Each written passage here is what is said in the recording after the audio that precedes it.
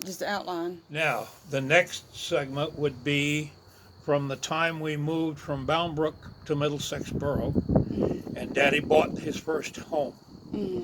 That was Hazelwood Avenue. He paid $6,200 for a house that's now worth $350,000. Amazing. We moved into that house while the Battle of Britain was going on in 1940. The Germans were overrunning Europe, and Dad was working with chemicals, colors mostly, and he worked on camouflage, uh, the colors to paint things with to hide them from the enemy. Interesting, yeah. He worked on the proximity fuse, Yeah. which is a very important development in accuracy of anti-aircraft guns. And the most important was he worked on sulfadiazine, which is a drug that saved thousands of lives in the Second World War.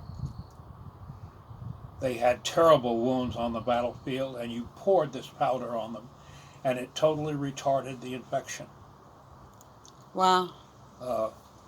It was an amazing thing.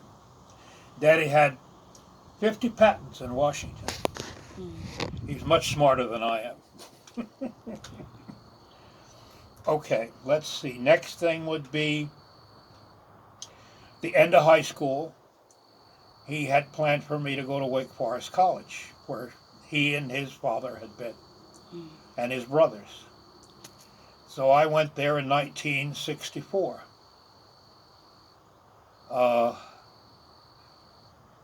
I did a semester or so, and I got sick.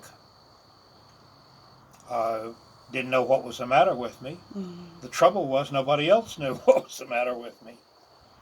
They said from upper respiratory infections to stomach diseases, and when I actually had